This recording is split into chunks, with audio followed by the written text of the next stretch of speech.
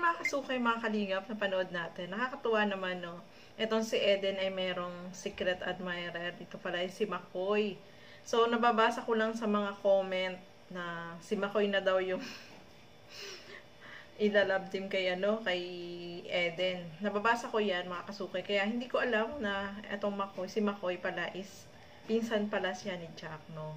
So, malaki pala siya humahanga, no. Parang may crush siya kay Eden, no. Kasi gustong-gusto niya si Eden, sinusubaybayan niya at talagang alam niya yung mga pangyayari, 'di ba? So, nakakatuwa naman po na itong si Eden ay merong admirer. Ito pala yung si Makoy.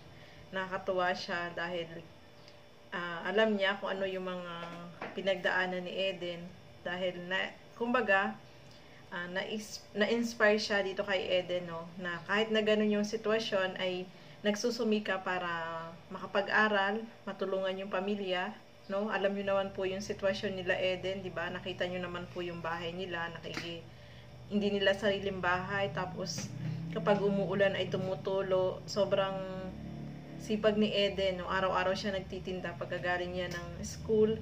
Diretso siya sa pagtitinda at saka kapag walang pasok ay nagtitinda din siya, no? Kaya marami yung natas din dito kay Eden sa kanyang kasipagan, no?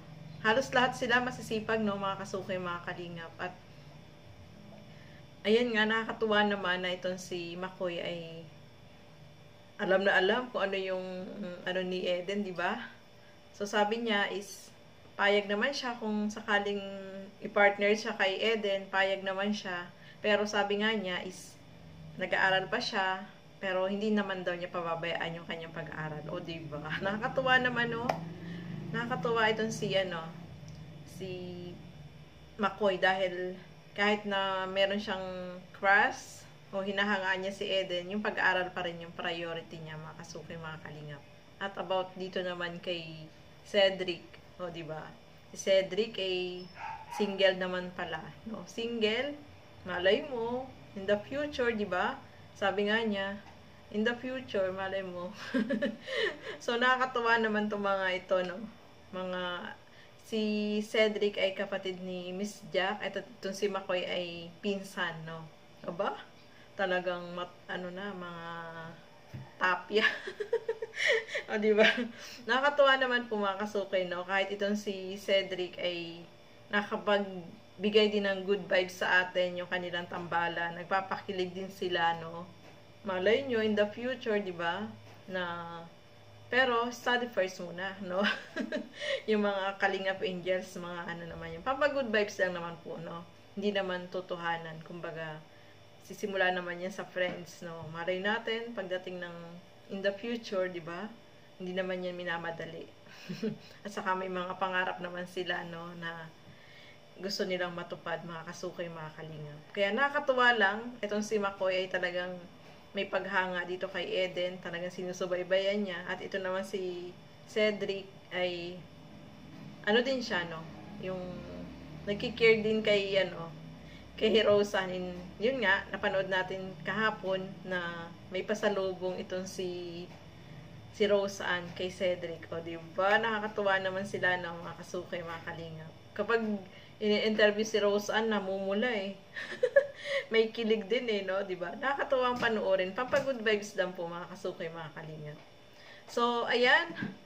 Kaya naman pala, marami ako nababasa kasi hindi ko pa napanood tong vlog ni Kalingap Dan na to. Ngayon ko lang napanood, tapos binigyan ko siya ng reaction, no? So, yung pala, si Makoy pala yung secret admirer ni Eden na talagang may paghanga dito kay Eden. Oh, di ba? So, maganda naman po kasi si Eden, talagang matangkad, tapos maganda, and masipag pa, oh, di ba?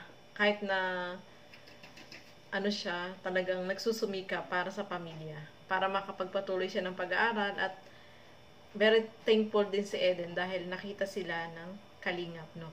Ni Kalingap Ferb, o, diba? At ngayon, kailan pa birthday ni Eden? Birthday na niya, diba? So, happy birthday kay Eden. Abangan natin kung ano yung dibu ata yan ni Eden eh. So, abangan natin kung ano yung preparation sa birthday ni Eden, mga kasukay, mga kalingap. So, hanggang dito na lamang po muna. Maraming salamat po sa inyong panonood. At lagi po natin suportahan lahat ng mga Kalingap partners and Kalingap reactors. So, hanggang dito na lamang. Keep safe everyone. Thank you for watching. Mabuhay po tayong lahat. Bye-bye!